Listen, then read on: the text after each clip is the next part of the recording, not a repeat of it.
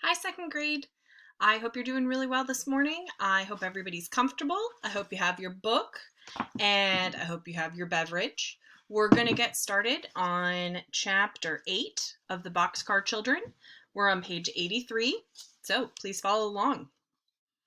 Chapter 8, A Swimming Pool at Last. The Boxcar Children were so tired that they slept until 10 o'clock Sunday morning. When they woke up at last, they hurried through breakfast and went to work on the swimming pool. "We'll make a dam across the brook," said Henry. "Here is my cart," said Benny.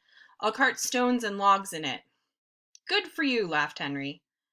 First, the 4 children went down to the brook to look at the pool Jessie had seen. The water was quiet there, and there was clean sand all around the little pool. "It's big enough for a swimming pool," Henry remarked, "but I don't think it's deep enough." He put a long stick in it to see how deep it was. When he looked at the wet stick, he found that the water was about a foot deep. "The swimming pool should be 3 times as deep," he said. "Then it will be deep enough to swim in and won't be too deep for Benny. We'll build the dam here with logs and stones."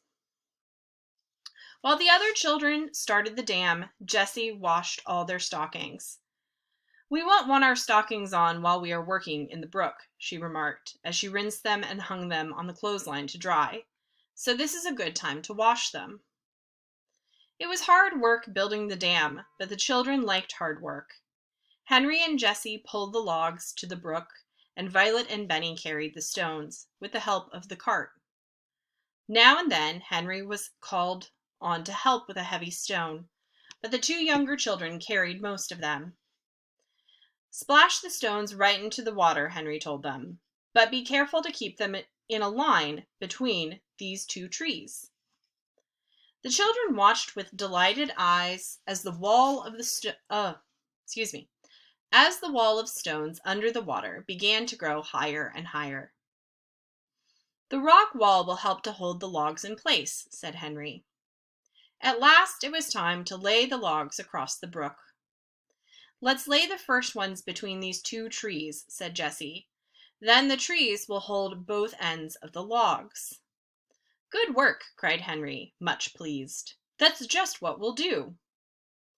But when the first big log was splashed into place on top of the stone wall, the water began to run over the top of the log and around both ends.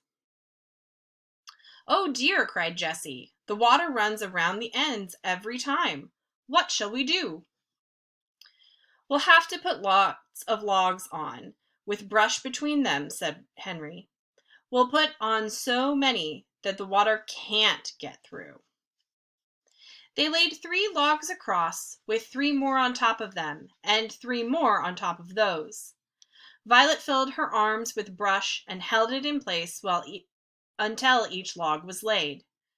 Benny filled the holes at the ends of the logs with flat stones.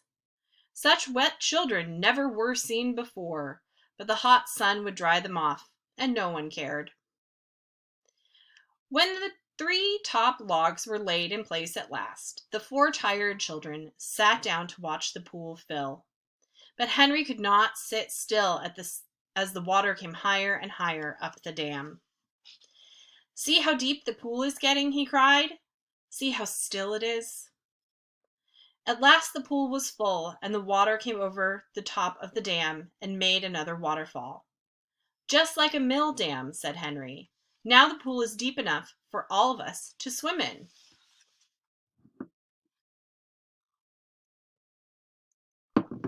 "You boys can have the first swim," said Jessie.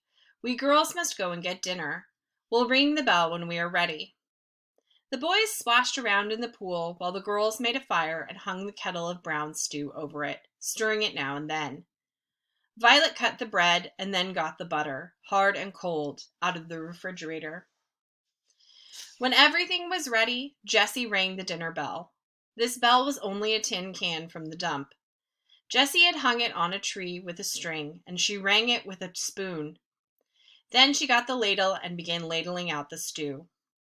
"That's the dinner bell," said Benny. "I know it is. Come, Watch. Don't you want some dinner?" Watch had had a swim too. He came out of the water and shook himself. The two boys put on their dry clothes and went to Sunday dinner. "Let me ring the bell again," said Benny. "I like the stew even better today," said Henry, eating hungrily. "That's because we worked so hard," remarked Jessie.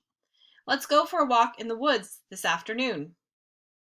"Oh, let's!" cried Violet. "Let's go exploring again." The children washed the dishes and then started on their walk. As they went along, Watch began to bark. At first the explorers were frightened. "Oh, what is it?" cried Violet. "Maybe it's a rabbit," said Henry. Then they saw a hen running away through the woods. Watch ran after her, but Henry called him back.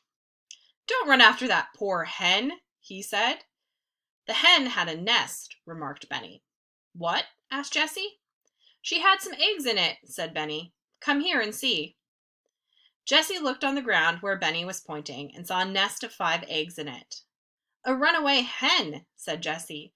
"She wanted to hide her nest so she would have some chickens. We'll have the eggs for supper. I know how to cook eggs."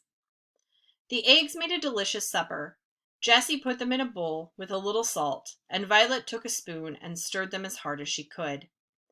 "Put in some milk, Violet," said Jessie, "and stir them some more." Henry started up the fire. The big kettle was hung over the fire, and Jessie put in some butter. She watched the butter until it was nice and brown, and then she put in the eggs. "Sit down," she said. "Be all ready to eat when the eggs are done." Violet put the blue tablecloth on the ground. She got the bread and butter and the plates and spoons, and the children all sat ready for supper. "Here I come," cried Jessie. "Hold out your plates." "Oh, Jessie," cried Benny, "this is the best meal I ever ate. I found the eggs, and you cooked them." "Yes, you did, Benny," said Henry. "Thank you for a fine meal." "Tomorrow we'll have to eat bread and milk," said Jessie. But when tomorrow came, the children had more than bread and milk, as you will soon see. That's the end of chapter 8. Thanks so much for joining me. I will see you guys again here tomorrow. Bye.